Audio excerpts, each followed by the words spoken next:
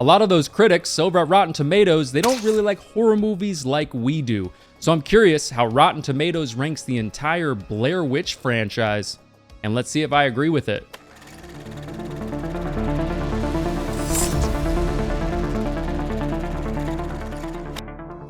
And just a reminder, this ranking will be sorted by the lowest tomato meter score to the highest tomato meter score. All right, how the hell does Rotten Tomatoes rank the entire Blair Witch franchise? Well, coming in last place at number 3 is going to be Book of Shadows. Blair Witch 2, released in 2000, coming in with a 14% tomato meter score and an 18% audience score. The critics' consensus for this one goes, this sequel to Blair Witch Project is all formula and no creativity, mechanically borrowing elements from the original and other horror movies. Yeah, there's a lot of that stuff here. There's not a lot of originality here. We'll get into all of that, of course, but you know what we like to do with movies, especially that are in last place. We like to read some critic reviews really fast, so let's go ahead and read a few real fast here. So the first critic said this movie, Book of Shadows, was fresh, and they said, it at least aims for different and something that pays tribute to the first film more than anything. I mean, yeah, it's literally fans, you know, going out and doing something, so that kind of pays tribute. It is very different than the original. Yes, definitely. The next critic said this movie was rotten, and they were just so nice to give this movie a 0.5 out of 5. And they said, this film ranks on my personal lists of worst sequels, worst movies, and worst examples of filmmaking to cash in on a trend.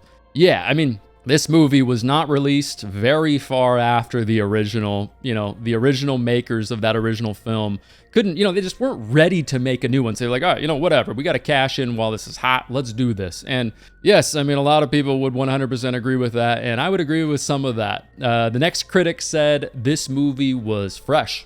They liked it. And they said, maybe it's all of the artificially flavored butter topping talking here, but I thought BWP2 was a damn fine little thriller. And yes, buddy, that is definitely the flavored butter talking, without question. All right, the last critic review I want to read said this movie was rotten. And they said, creating a movie that virtually everyone can hate is no small accomplishment, but filmmaker Joe Berlinger may have just pulled it off. There you go, Joe. A little backhanded compliment for you. There you go. But yes, Book of Shadows, Blair Witch 2, following up one of the most iconic horror movies ever, one of the most iconic found footage movies without a doubt.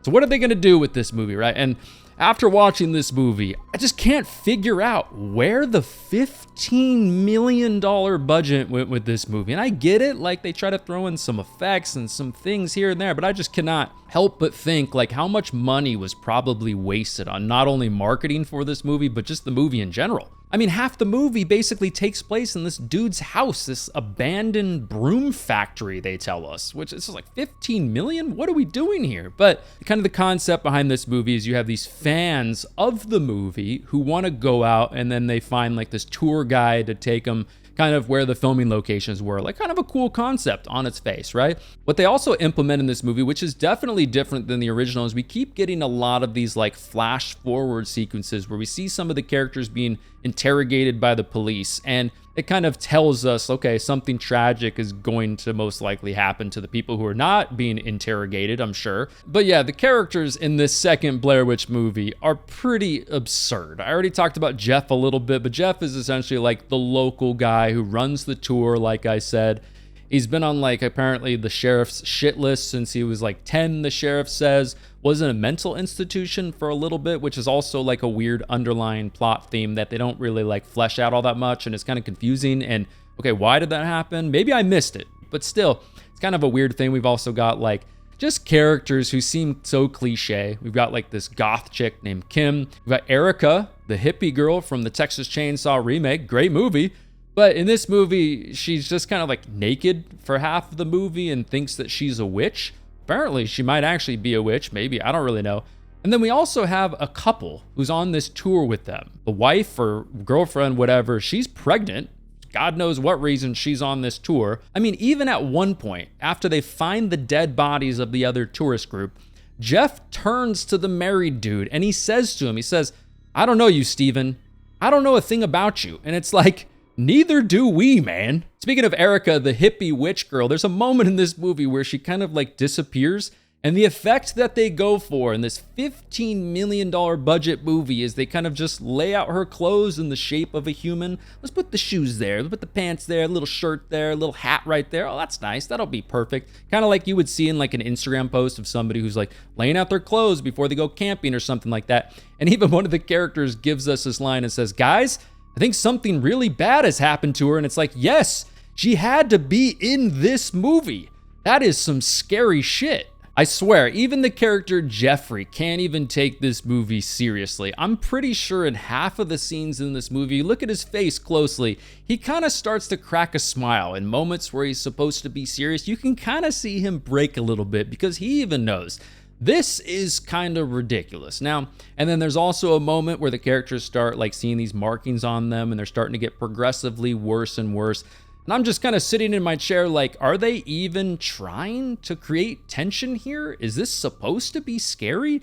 There is no way. And so in the end, it's revealed to us that essentially the group was possessed in some sort of a way. And it's revealed to us through some of the footage and some other things like that. And the cops arrest them and are basically going to paint them as this obsessed group of fans that wanted to sort of recreate what happened in the movie in real life, essentially, which is a concept I actually kind of do enjoy. Definitely reminds me of Scream 2 and the motive for Ghostface in that movie as well. But still, it's a concept on its face that can work. These obsessed fans influenced by scary movies to commit a violent crime. And it also makes sense for that era. There were times in the 80s and the late 90s where the media was really trying to blame some of the random acts of violence that they would see based off of like, you know, things in music, video games, and movies and stuff. So it also makes sense, which is also an inspiration for Scream 2, but I don't mind that aspect of it. And then at the end of the movie, it all ends with the cops playing some of the tape of some of the shit, especially Steven did in the movie, and he's just kind of screaming that it's all bullshit, and the movie ends. I mean, definitely a pretty anticlimactic ending, especially when you consider it, you know, compare it to the original movie, but there's something about this movie. I can't lie. There's something like weirdly charming to me. And I'm sure some of that has to do with my age, the reason, you know, this movie being the early 2000s kind of a thing. A lot of you have heard me talk about this many, many times, but it kind of reminds me of like this grungy, low budget, made for TV type of movie that I would come across like just randomly on TV in the 90s. And it definitely is a movie that veers into that category of being so shitty that I have to think to myself, this has to be satire, and I can just laugh about it. So, is this movie pretty bad? Yes, absolutely, without a doubt, and has no reason to have a $15 million budget. But I can't lie, there's a little bit of charm with this movie, and I just laugh my ass off through the entire thing, even though it's so terrible. So, anyways, do I agree with Rotten Tomatoes having the second Blair Witch movie last on this list? Yes, I do agree. All right, up next at number 2 is going to be Blair Witch from 2016, coming in with a 38% tomato meter score and a 31% audience score. The critics' consensus goes, Blair Witch doles out a handful of effective scares, but aside from a few new twists, it mainly offers a belated rehash of the original and far more memorable first film. And yeah, there are a few twists in this movie, a couple things that are a little bit new, but yes, I would agree that it's mainly kind of a rehash of the original. So this is a direct sequel from the original movie, and essentially what happened in the development of this movie is the original creators of the original Blair Witch, Daniel Myrick and Eduardo Sanchez, they wanted to make a third movie really bad, but that movie and everything going on with the script and the ideas behind that and the suits in Hollywood, really that eventually just went into some sort of like development hell and eventually got tossed aside, and the company just went with a new project basically altogether. And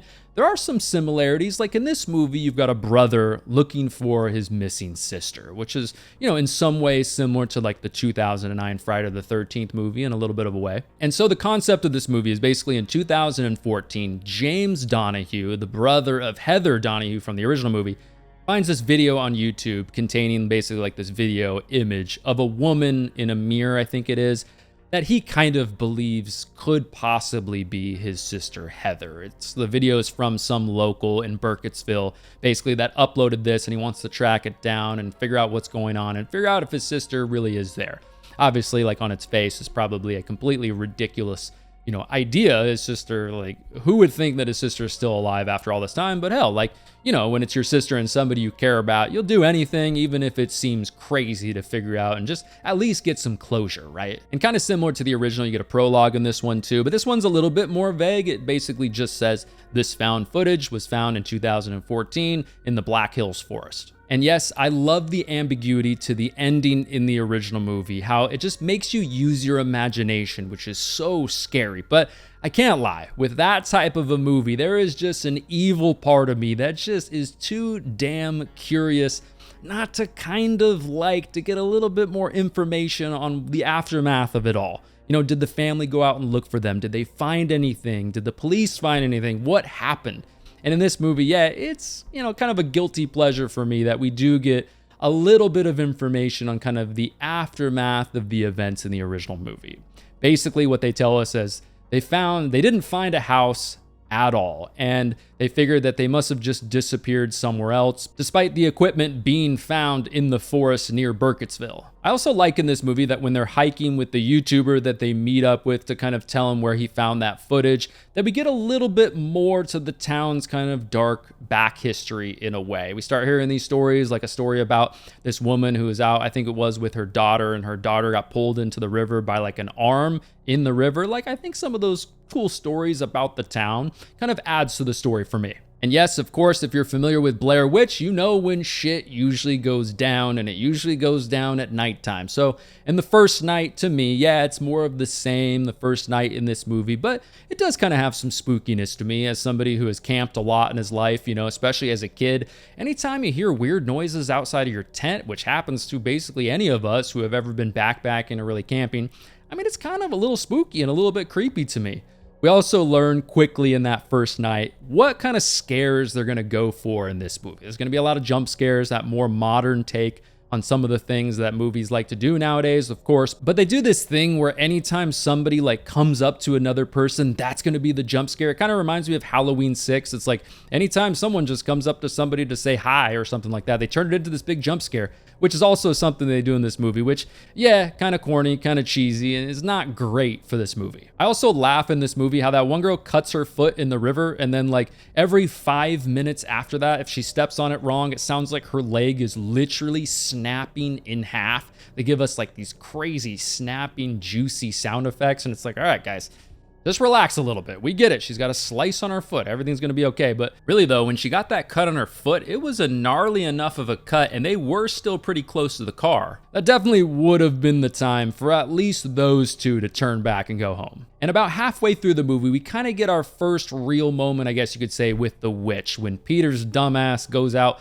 looking for firewood way far away from the tent. I don't know why the hell you would ever do that, but in that moment, creatively, to me, I would have done that completely different, especially with the sound effects. I mean, that's mainly how they're doing the scares here, but it made me feel like I was in like a Bigfoot documentary or something, because they went with like these loud, booming footsteps, which just kind of felt weird to me. It didn't create the type of atmosphere for a witch that I would have expected. Like I said, it just kind of felt like I was in like a Bigfoot documentary and there was like some giant creature stomping around somewhere, which felt weird for like a psychological, demonic type of a horror movie like this. When I watch this movie too, I can't help but respect the original even more, because of course, there's acting in both movies, like they're completely fake, but the original just feels way more realistic to me in so many ways. Not only just the acting, but the way it's shot and how everything kind of goes down. In the original, it feels like, genuinely feels so unsettling, and like people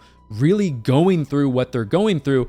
Whereas in this movie, it just kind of feels like a bunch of people just pretending. Maybe something that throws me off about this movie is we have way more camera angles than we do in the original. Everyone has their own little like spy cam kind of thing. We've got a couple handheld cameras, and we also have a drone as well. Oh yeah, speaking of the drone, there's a moment where the drone falls in the tree, and then one of the girls decides to have the brilliant idea to climb up this giant ass pine tree, and yeah, you could probably guess what happens next. But I will say, I really enjoy the atmosphere at the end of this movie. When James and Lisa find the house, you've got the pouring rain, the thunder, and then just some great overall haunted house kind of vibes once they finally do get inside of the house. The grit and the grime of the house. This was a set they built from scratch, but just looks great. You've also got like these footstep sounds all over the place, which is pretty creepy. Also, the house just kind of feels like this endless maze of just doors and doors and doors. On top of that, they can see something, but you can't see it enough where it takes away the creepiness of it. Something just barely kind of like going in and out of the doorways just a little bit, which is, pretty scary. Also, for some reason, this part of the movie reminds me of playing a horror video game for some reason. A game like Outlast, one of the greatest horror video games ever. But I don't know, it's something about the POV perspective and everything going down in the house with the lighting and the way it's shot. It's very effective, and for some reason, like I said, just reminds me of playing a great horror game. And overall, everything that happens in the house, I just think is actually pulled off pretty damn well. And holy shit, the claustrophobia when Lisa is climbing through that dirt hole and then also she gets stuck. Damn! Now, in the end, the movie does confirm that if you look at this witch, you will die. But yet, both Lisa and James eventually just cannot take it. And they actually do take a little peek at the witch. They're just way too curious, which does end up killing them. The cameras fall, all that kind of thing, very similar to the original, which is a moment I think they could have done better. I don't think I hate it. I don't also love it. I just think it's kind of just like an average ending to me, when the fact of it was very obvious both of them knew you're not supposed to look at this thing, but they only last a matter of seconds before they do give in. I don't know. To me, it was just kind of okay. But to me, I do think it was a great creative choice to make the house scene more drawn out and a little bit more elaborate for sure, and just last longer, because to me, when I watch it, there's so much recycled content in this movie compared to the original. But this scene feels a little bit new and fresh just because it's longer and has more going on, especially that claustrophobic moment and everything with that. But I just think, yeah, it's pretty good. And I think that was overall a good creative choice. But in the end, I think Blair Witch from 2016 is kind of just an okay movie to me. The first 3/4 of the movie is very repetitive. Everything happening in the woods feels very similar to what you see in the original movie. The acting's not all that great. The tension's not all that great. And that's kind of just below average to me. But I will say the end of the movie, everything that goes down at the house, definitely gives this movie a bit of a boost for me. And overall, like I said, just an okay movie, I guess. So do I agree with Rotten Tomatoes having Blair Witch 2016 in second place? Yes, I would agree.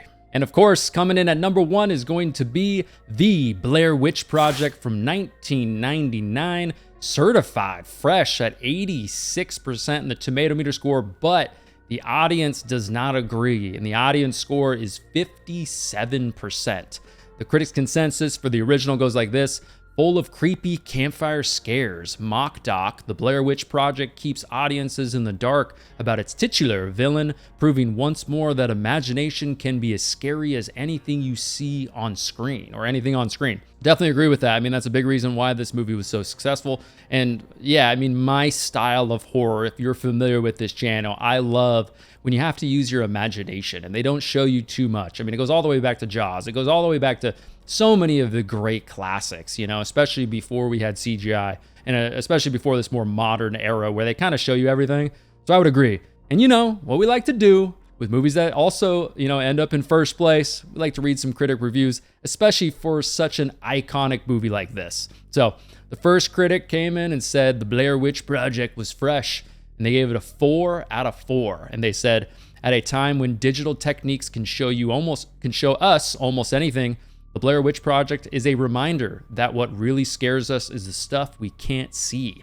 The noise in the dark is almost always scarier than what makes the noise in the dark. And like I already mentioned with the critics' consensus, yes, definitely do agree. It's what's between your ears, That's typically scarier than anything you'll see. Without a doubt, I 100% agree with what that person said. And especially, I mean, this is 1999, so the effects are there. We do have some, of course, not to the extent of, especially nowadays, but in the 2010s, etc. But, I love the fact that this movie doesn't have any of that. And that's something that comes with movies that are so low budget. I think that's a big reason why so many of us are drawn to these low budget movies, you know, because they don't have that blank check where they can just do crazy shit. Like, for example, like It Chapter 1 and It Chapter 2, movies that had such a huge, massive budget. It's just constant effects all the time. Not to say that they're not done well in those movies, but still, grounded movies with a smaller budget, movies like Get Out, movies like this that have these smaller budgets with some effects, especially in Get Out, but it's just great. You know, not to ramble on too much, let's read some more critic reviews. All right, so this next critic said the original was rotten. They didn't like it. They gave it a 6 out of 10, and they said, what we have here is a group of kids who scream like banshees, uttering obscenities without a clever piece of dialogue. Another thing I think is very effective about the original Blair Witch Project is the dialogue is very believable for people in there. I think most of these people, when they filmed this movie, were in their kind of like early to mid 20s. And I think the dialogue in the movie feels very realistic, especially if it's something where they're hungry, they're stressed, they're scared to death, and they're just like, you know, just saying shit. It feels very realistic. Like, people are not going to be in a situation like this and have this like perfectly scripted, eloquent dialogue. That's not going to happen. I wouldn't be like that. You wouldn't be like that. You know what I mean? So yeah, I disagree with that. The next critic said the original was fresh, and they said, whenever night falls, the movie takes off, but in a slow creep, with all your childhood fears of the dark suddenly revealing themselves as absolutely reasonable. And yes, of course, I mean, especially if you go camping, like this movie, you know, plays on that fear of the dark, the fear of the unknown, the fear of the woods. It even makes you feel like you're walking down in your grandma's creepy ass basement and at night. She's like, hey son, can you go get the milk and cookies I have left in the cupboard down there? And you're like, shit, I don't want to do it, grandma. It's scary as hell. Blair Witch, you know what I mean? Plays on this, the fear of the unknown, even if it's unreasonable in some extent, right? But moving right along, the last critic review I want to read really fast is going to be this one. They said it was rotten. They gave it a 2 out of 4, and they said, its shaky camera work and fuzzy images get monotonous after a while, and there's not much room for character development within the very limited plot. Yeah, I mean, very limited character development. But the weird thing about the Blair Witch Project, yes, shaky camera stuff, we'll talk more about that in a minute. But although they don't say, hey, you know, this person, Heather, you know, went to school here, grew up here, this is how many siblings she has. They don't say that stuff. But still, I feel like I really get to know the characters' personalities in a way. And it kind of makes me use my imagination of who they are in their normal life. Like maybe what they do for work, where they're kind of at in life. I don't know. I just think each character plays their specific personality well in this movie, which is very effective. So yeah, there you go. But of course, the Blair Witch Project from 1999, you know, I mean, this movie without question belongs on the Mount Rushmore of the found footage subgenre. There is no doubt about that. Arguably the greatest found footage movie ever made. Some people would consider it the scariest movie they've ever seen in their entire life. And I think a lot of that has to do with like your age, what you kind of do if you grew up camping a lot or spending a lot of time outdoors. That probably affects it a little bit in things. But yeah, kind of just the era and whatnot. But there is so much to talk about. And so I'm going to try to not go too long talking about the original Blair Witch. But of course, one of the most successful independent films of all time without question.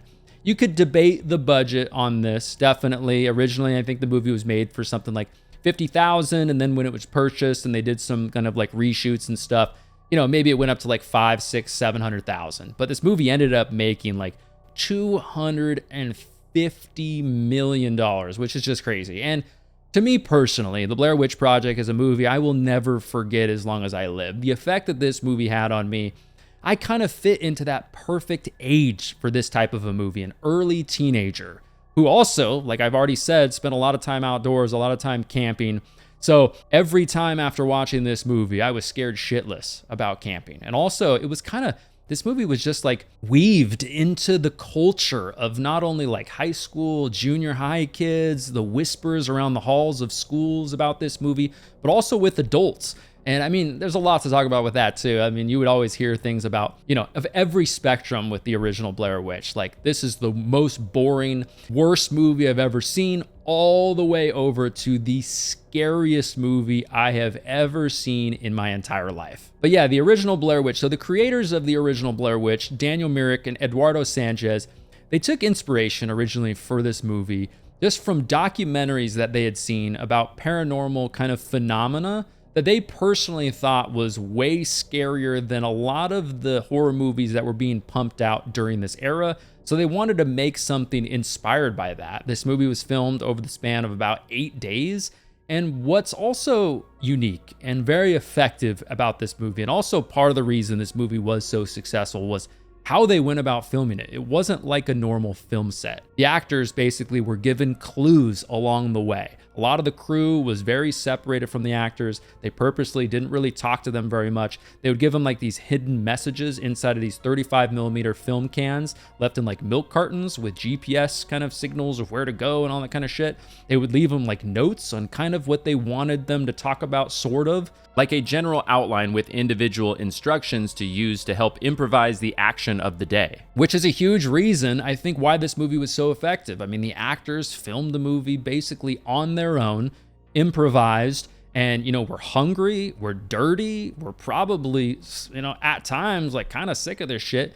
And that comes across on screen. What's also crazy about this movie, now I know a lot of you already know the backstory of the original Blair Witch because this movie is so iconic, but for those of you that don't, this movie, you could say, was the first movie ever to sort of go viral in the sense that we kind of know it to today, right? They created this whole website, creating this mystique around that these actors had genuinely disappeared or they had died. One of the actors, I think it was Heather's parents, actually received a letter from a relative saying, like, my condolences for your daughter passing away, blah, blah, blah. That's how believable this was to a lot of us.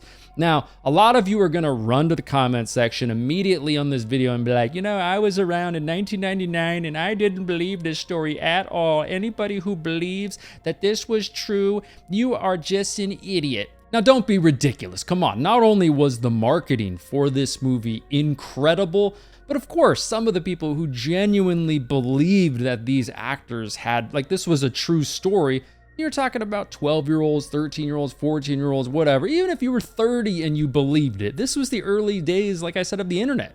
You didn't have Instagram or Facebook where you could just look up these actors and see that, oh, look at Heather just posted a TikTok of her having a burger the other day. Of course, they're not passed away. No, this isn't that time where you could confirm this. And like I said, the marketing was so damn good that even me, I remember in 1999, I was like, holy shit, is this real? And the movie kicks off with such a simple but eerie prologue. Kind of course, reminds me of like Texas Chainsaw, the original, of course, but without the voiceover and stuff.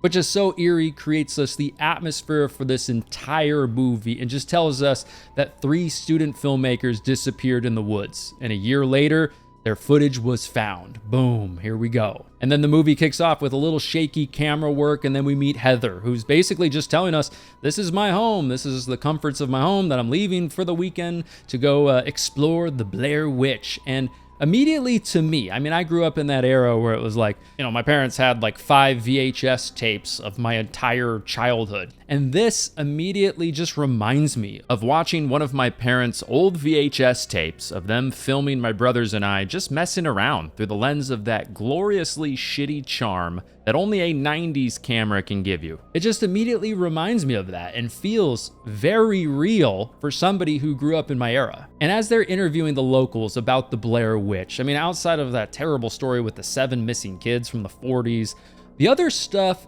feels like the normal kind of town legend kind of stuff we've all heard or, heard about in other towns and stuff. But still, there's this kind of eeriness to the town. The people they're interviewing have something that's like a little bit, I don't know, it's like unsettling about them, the way that they're telling these stories. I know that some of the people were actors, some of them actually weren't. Some of the actors were planted by the production to make it seem like they were real to the actual actors. But still, I remember watching this movie and just thinking to myself, are these actors?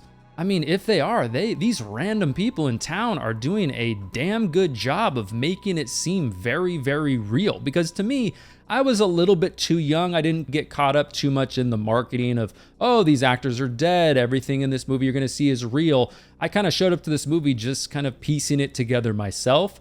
And throughout the movie, especially with these interviews, I just couldn't really tell because I thought the interviews were really damn good. And as everybody goes off into the woods, I mean, really nothing is happening, but I find myself feeling a bit on edge. Obviously, we know that they disappeared. They told us that in the very beginning of the movie, so you're expecting something to happen.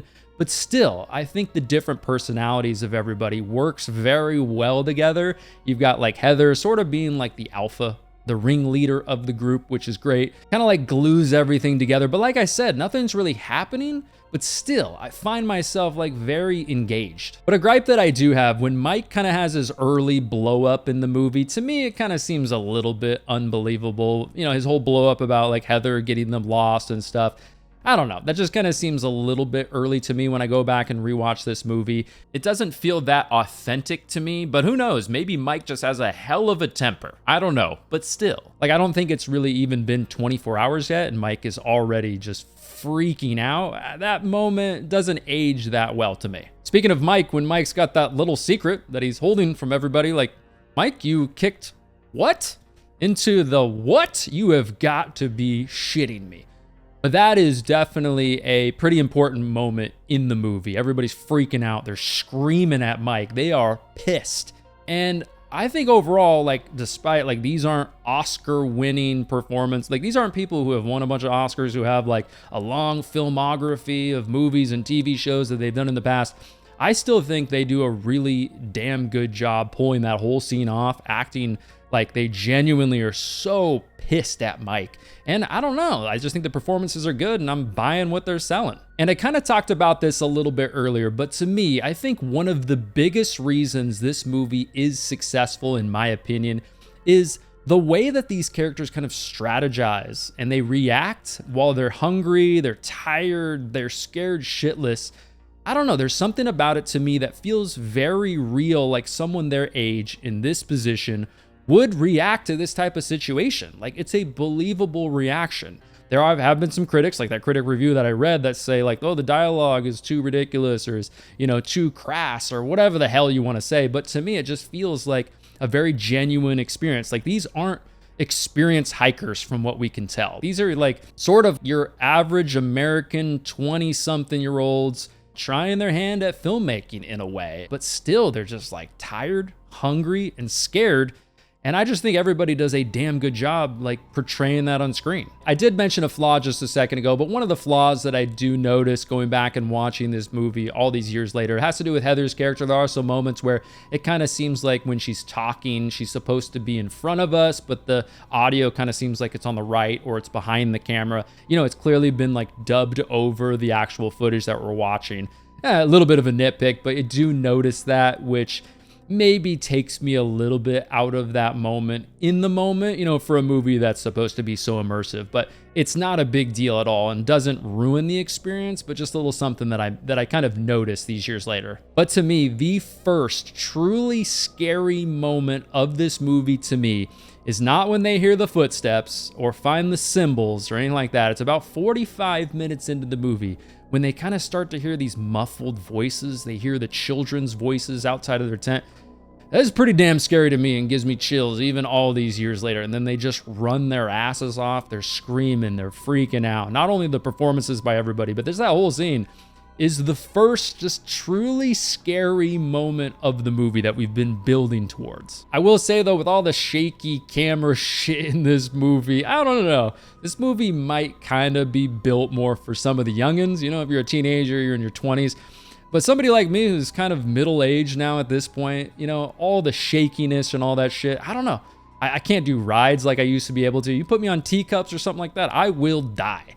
And in this movie, there are some moments where I do get a little bit dizzy. I do laugh though sometimes when I watch this movie. Like, are we really this dumb? Why aren't we just following the creek like you said earlier? Like, where the fuck did that plan go? I get it, cool. That's the same tree that fell down. Like, I get it. Now just take the creek and just go and never stop. Now, like I said, I get it. They're probably stuck in like another dimension or something like that. But still, as an audience, I kind of laugh like, just follow the damn creek. But when I think about movies that need to be watched on the biggest screen possible in complete darkness at night with no distractions, no phones, this movie immediately comes to mind. You need to be completely immersed in this movie to get the complete experience. Like, don't put this on in the background the first time you're watching this movie. You need the full experience, and it makes this movie just elevate to another level when you do that. Now, to me, the entire second half of this movie is just unsettling as hell. I'm sure as a kid, I probably heard them like yelling Josh constantly in my nightmares, but I don't know. I can just feel like cold, tired, and worn down with them, as weird as that sounds. But just the stress, the screaming, the lack of sleep, the crying, the anxiety, everything, it just weighs on me when I watch this movie and makes it very unsettling. But I will say at the end of this movie, I do think it's a little bit unbelievable that Mike, with his personality and just kind of the character we've came to kind of know a little bit, would still be filming at the end of that. That just doesn't really seem that believable to me. But of course, as soon as they enter the house at the end of the movie, it is just pure nightmare fuel, in my opinion. You've got the kids' handprints on the walls, which is creepy as hell. They think they hear Josh down there, and then Mike just starts running towards the basement in like pure panic mode. And then Mike's camera drops, and then Heather just starts screaming, a scream that I feel like is very like distinct and very iconic, just this scream of pure terror. And then Heather sees Mike staring into the corner, which even to this day, even talking about it right now, gives me goosebumps. You know, of course, it also ties into the story with the interview with the old man in town that we heard earlier about the witch making one of the kids stare into the corner as it killed another one of the kids.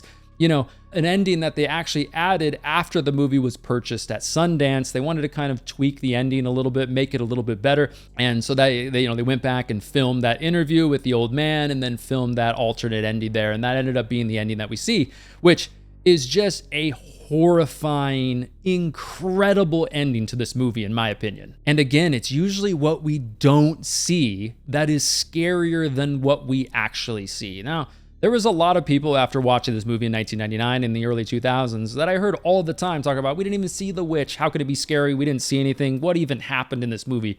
But to me, and I'm sure there's thousands of you out there, millions of you out there that agree with me, that makes the movie even more horrifying without a doubt. And the original Blair Witch, it's not one of those safe movies where people aren't gonna veer too far on one side or too far on the other side.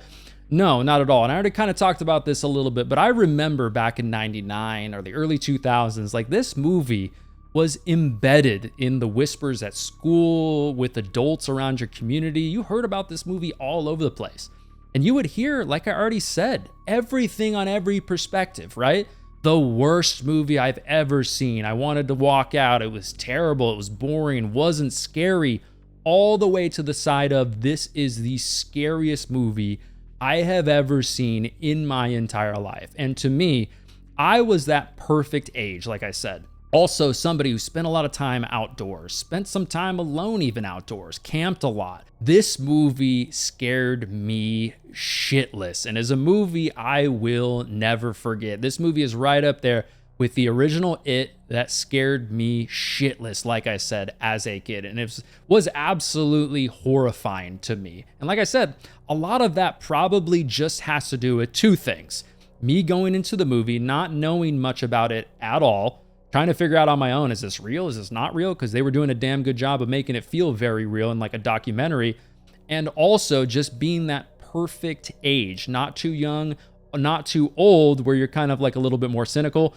So I was buying this and it was horrifying. And even to this day, I mean, yes, like, is it as scary as it once was? Not quite, of course, to that extent, especially now that I know the backstory.